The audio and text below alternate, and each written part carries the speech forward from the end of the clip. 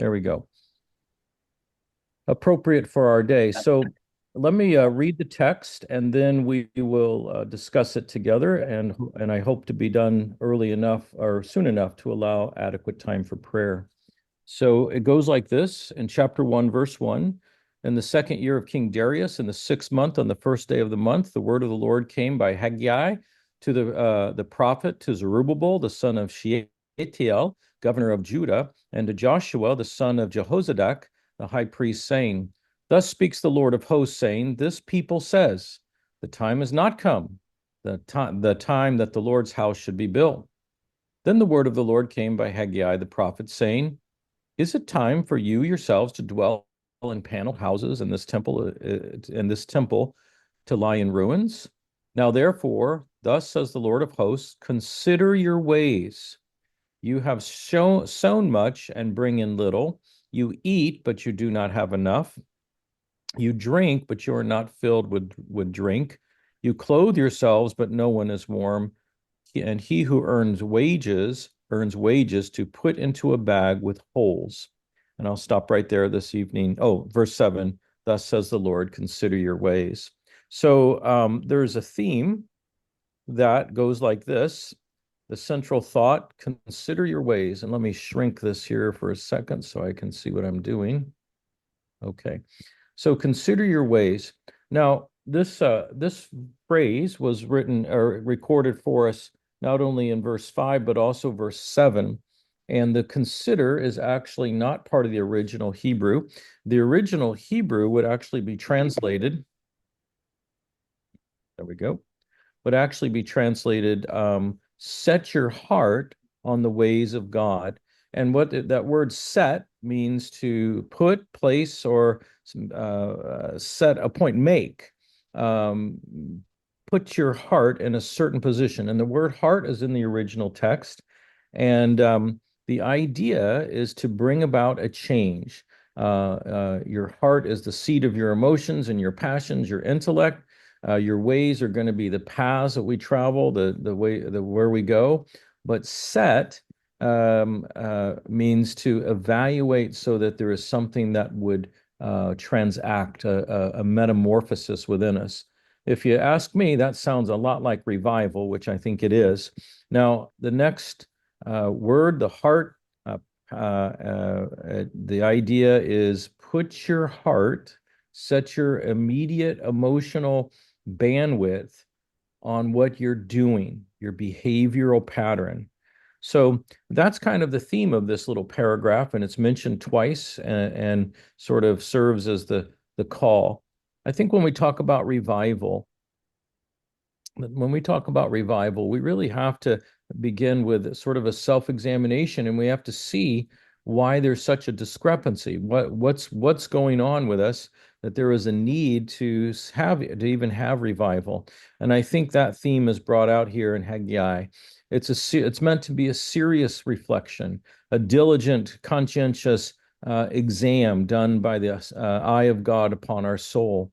The translation, set your heart on your ways, shows the attention that needs to be given to the heart and the passions that we have. There's a psalm that I think reflects this well. It's talking about the wicked, and verse Psalm 50, it says, talking to the wicked, these things you have done, I kept silent, and you thought I was altogether like you. Isn't that odd? Silence from God is interpreted as God's approval, but I will rebuke you and set them in order before your eyes. Sometimes I think when we go along in our Christian life and the Lord is not really happy with us, we don't set our heart on our ways. We don't give a healthy self-evaluation. What happens is we just assume the Lord's silence is his statement of acceptability. And in this case, that would be the absolute wrong conclusion. And I'm afraid sometimes we as a church do that. Well, it seems like the Lord's happy. He hasn't said anything otherwise. And that's true. The Lord will let you know if you're going the wrong direction or have the wrong attitude. But don't mistake silence on the Lord's part as approval. In this case, they were not being approved, and this is how it plays out. There are a couple of things to consider. One's the background, one's the bosses, and one's the body. And tonight we're going to look at those three. Oh, and the blunder, excuse me. Now, on the background, I'll just be brief with this. In the second year of King Darius, in the 6th month, on the first day of the month, the word of the Lord came to the prophet. And we can do a quick little timeline on this. Notice 538 BC, so around 540, that was the decree. And Zerubbabel goes back. The altar is built, so this is all within about a year and a half to 3 years. Foundation of the temple is laid. So we start out fantastic. And that's kind of the history that generates the need for revival. We start out well, and things are moving, and things are growing. And then we have setback. The work of the temple was halted because there was resistance of the surrounding communities and the pressure of the government. And when that, so we now 3 years to 4 years into this, we just get discouraged, and maybe that pause in the work of God by external forces allows our attention and affection to be diverted. And tonight we'll see that's what happened. So the ministry of Haggai and Zechariah began about 15 years later.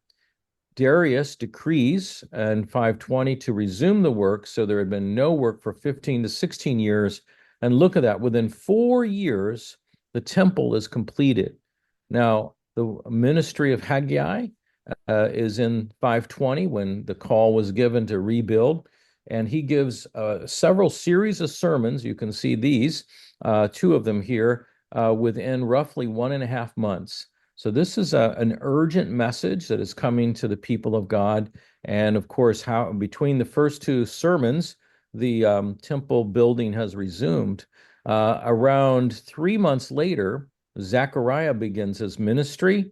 And then in December, we have the third and fourth sermons. So now we're about September, October, November, so about 3.5 months later.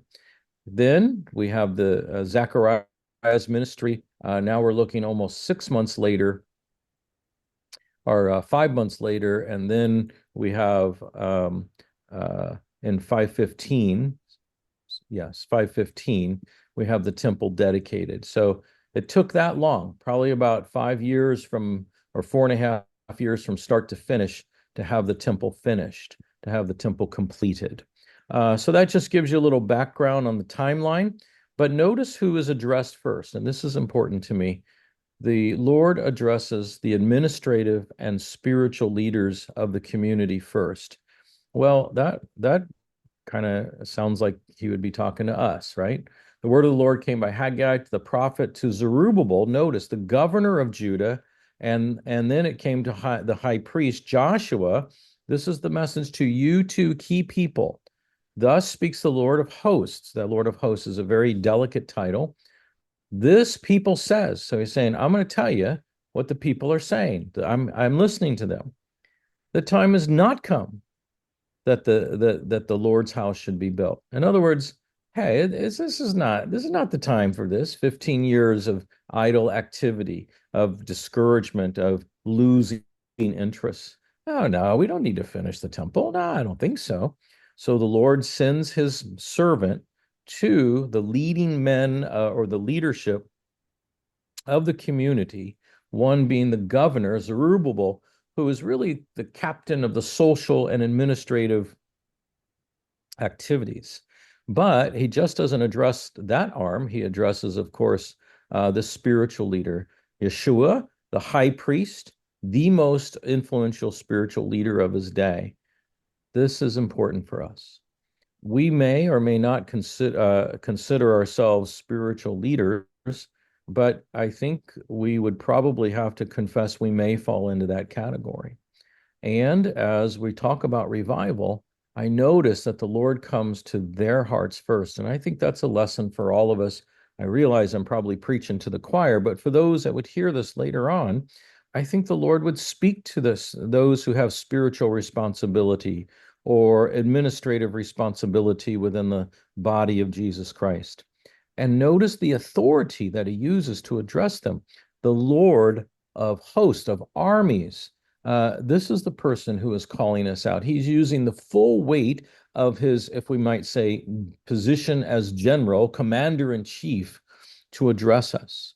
This title is used over 235 times in the Old Testament, and each time it speaks of his authority and power, that we have an obligation to listen to the commander in chief. There is not an option from a military perspective. There is never, you cannot say no to the commander. And I think that's what he was trying to do to these men who also had certain level of influence and leadership on the community. Um, uh, the the thing that he was telling the leadership was, did you know what they're saying? Do you know what somebody's saying? The people are saying, it's not time to do anything with the Lord's house. We've got time. We can let it go. But that's not how revival goes. Revival actually recognizes there's a deficiency, there is a need. So somebody is saying something, but it's the wrong something. And they're saying specifically that the people don't have time for the things for the temple of God. We don't have time. We have our affection is being exposed, that we have deprioritized the things of God, and we have prioritized non-things of God. Thus, we become motionless about the things of God. Now, why do I say this to a crowd that perhaps is so on board to the same thinking? Because I'm afraid that that was my heart 15 years ago. I'm afraid that that's exactly how I was doing my life. Now, don't get me wrong, I was not, living deep in sin. I was just raising my family, cruising along life, trying to provide, make memories, and I would do things in the local assembly. And to the natural eye, it would look like I was doing a lot. But my heart was not wholly the Lord's.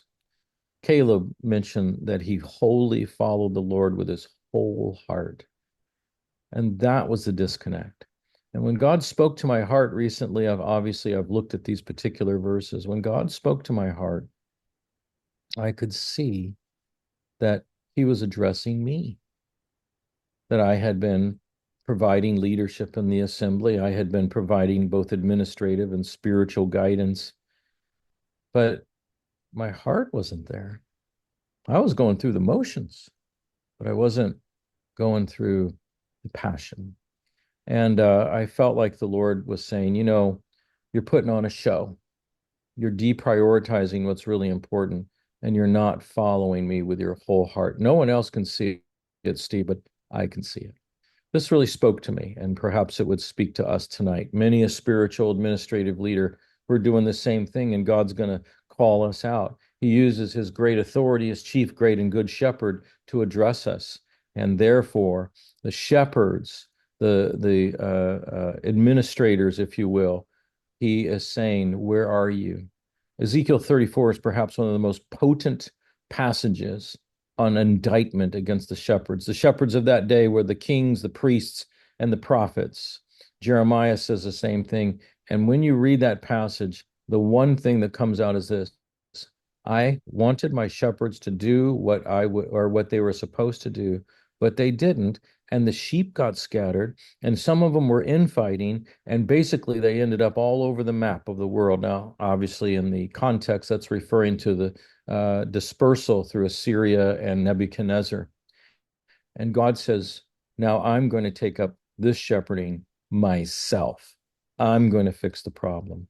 I think what God is calling us today is to set our heart on our ways and therefore deal with the problem. In the context of Haggai, they've gotten all the way moved back. God had called them out. He moved them back to their homeland, at least a remnant. And in that homeland, you would think that would be the greatest motivation to do the work and finish the temple. But they lost their way and they got distracted. Their affection got diverted. Would that God would change our souls so we would not be distracted nor diverted. So I think it's important to understand how he addresses the bosses of the day. This is simply the quote from Ezekiel 34. I want you to note this here. Notice the sort of four or third paragraph. And so they, that's the sheep, were scattered because there was no shepherd, and they became food for the beasts, and my flock was scattered. That's what Jesus Christ was talking about with the hireling. The hireling sees the wolf coming and flees, and the wolf catches the sheep, and they are scattered. How much does this bother the Lord that the leadership of his body today are allowing the sheep to be scattered? And I think I was doing that. I think because my heart was not wholly dedicated to God, wholly following him with an absolute surrender mentality, no holds bars back, I think the sheep are getting scattered. And maybe we have to ask that question. Are they getting scattered on our watch? Does he really have our whole heart? What would you have to say to the quote bosses unquote of our day if you sent us Haggai the prophet? Now he moves on and he speaks, of course. Oops, I'm going to move past that one. He speaks to the body. Now, I want you to go back and read that with me. Verse 3. Then the word of the Lord came by Haggai the prophet, saying, is it time for you yourselves to dwell in paneled houses and this temple to lie in ruins? Therefore, the Lord says, consider your ways. All right. The timing is the second word of the Lord to Haggai. It's about 6 weeks later after the first one. When it says, is it time for you yourselves? He's very specific. It's almost like a double, a pronoun plus a pronoun. And he specifically uses the plural. So he's talking about the people. And then he says, is it time for you to dwell? That means to settle, even the idea of marrying. So we're setting up a new normal that does not include the priorities of God. And he says, dwell in houses that are paneled. Now, that panel is interesting because well, sorry, I'll talk about in a minute. Let's just talk about ruins. The temple lies in ruins. It means it lays in waste, it's dried up. Now, this I thought was very telling or very convicting to me because the temple of God today is the church. That's in Ephesians chapter 2. We're a dwelling, the temple of God, a dwelling for of God in spirit form. And it seems like the temple of this day, the church of God, also has a little bit of ruins around the yard, has a bit of waste where it shouldn't be. It's cracked and dried. The walls are so that they easily crumble or could crumble. This was what I wasn't grasping. I wasn't seizing, and it needed to grip me. And it's one of the big reasons why the Lord moved us, I think, out of the career that I was in into the travel that we are now. Now, the word panel is very interesting. It says this. Oh, sorry. I'll get to that in a second. I forgot I put this in here. It seems as if there was procrastination, that there was a sense in which we can put it off. Let's just wait till tomorrow. Let's see what happens. And then there was a diversion. And this is the idea of paneling your own house.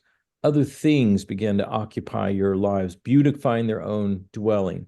And like I mentioned, they paneled. Now, the word paneled means to cover to cover something more than just the base level.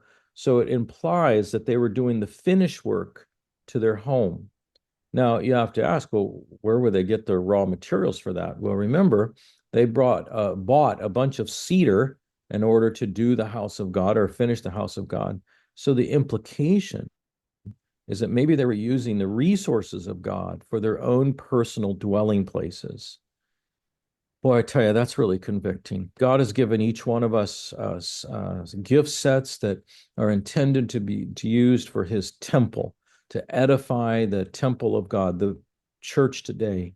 But many of us in the body are spending it upon ourselves, using it for our own personal gain, to beautify our homes, to beautify our workplaces, to gain advancement. And I think the Lord has to say, so, is that why you think it's not time to take care of my business? That's a lousy reason to procrastinate. That is a terrible reason for diversion. It's self-serving and it is absolutely an arrogancy to me. Consider your ways, set your heart on your ways. Really look at this. Again, a very convicting in my own heart. If you recall, the temple was the original dwelling place for God, and 70 years in captivity. Now they're back, but it's in ruins. They need to fix it.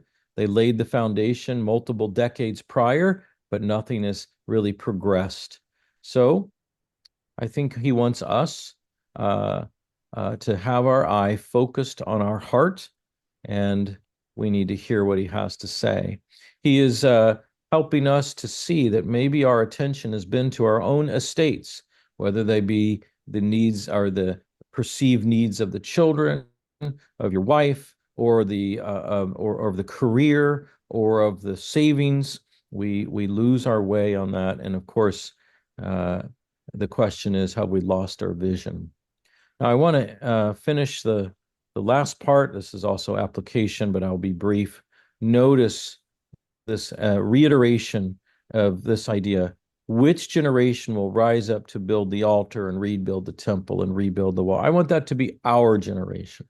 That's why I enjoy praying with you, brothers. That's why I enjoy this whole idea of revival. I want that generation to be us. Let's be the generation that travels between 520 BC and 515 BC. And when we're done, the temple's finished now with more glory because of his presence than because of the physical beauty as before. Well, the last statement or the last point that he makes is there were some blunders.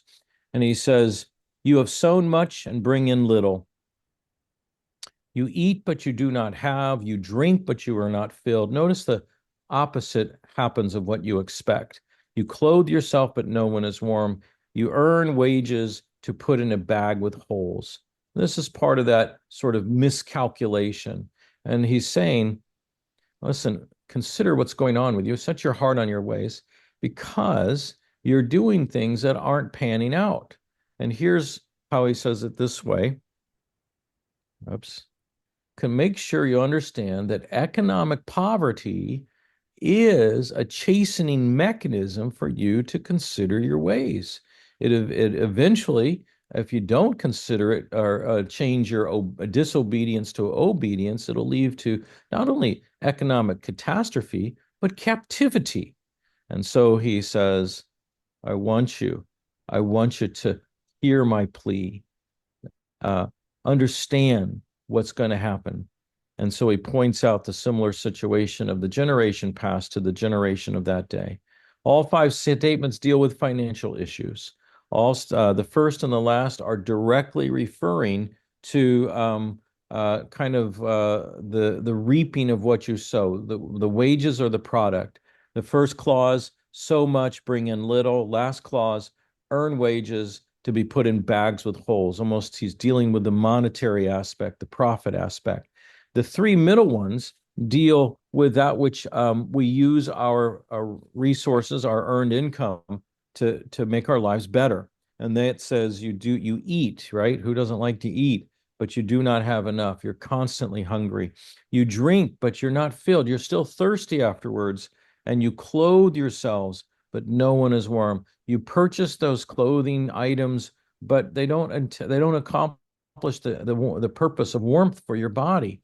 He's using very tangible things. No doubt they happen physically, but he's using those tangible things to warn us. You've worked hard, but not as much crop as you had expected. You thought you should have got 60, 100-fold, but you only got 10-fold. Your possessions, they're eaten, they're drunken, or they're clothed, or they're drank. They're drunk, they're drunk, but you're not filled. All those things are extremely frustrating. Recently, I had some bad numbers on my sugars, and so I had to change my diet sort of drastically. And the first 5 days, I just noted one thing: no matter whatever I ate on the diabetic diet, I was hungry, always hungry. And there's nothing worse than that. I just ate an hour ago. Why am I so hungry? I just drank. Why am I so thirsty? This frustration is meant to be considered, to pondered. And of course, this idea of earning wages, you put it in your pocket or the bag, and it falls out on the ground. You lose it. So there's no ability to actually save funds. This, I think, frustration that he's describing, that he's saying, don't you see it? The frustration is there so that you can consider your ways. It's time to do some serious thinking. It's time to give some careful consideration. How has it been working for you? Are the plans working like you thought? Is the financial security and stability where you expected it to be? And if not, why not? What is the Lord saying? Are the things that you thought would be provide your basic needs really meeting those needs? And the answer actually turns out to be no. So, as I want to bring this sort of short little message to a close, this was very heart searching for me.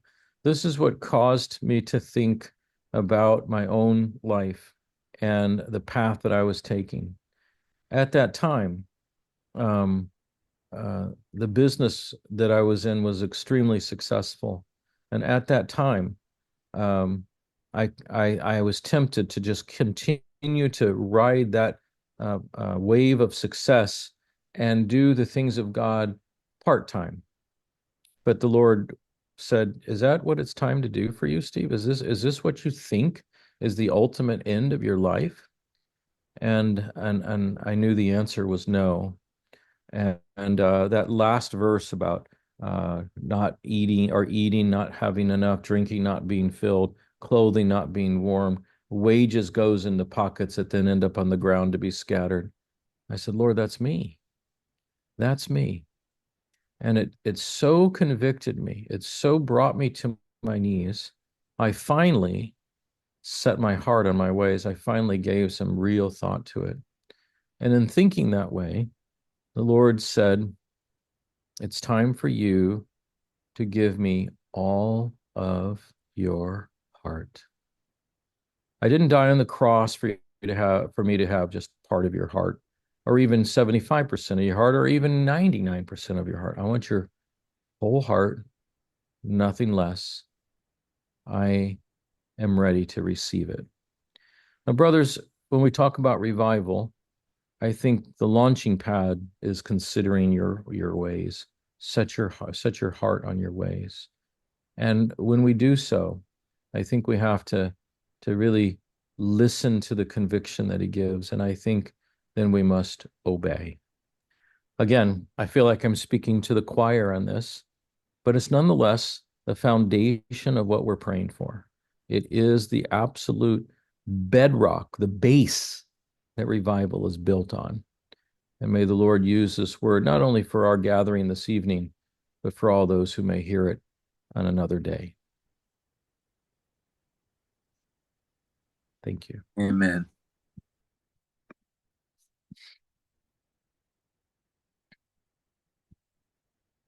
Thank you, Steve.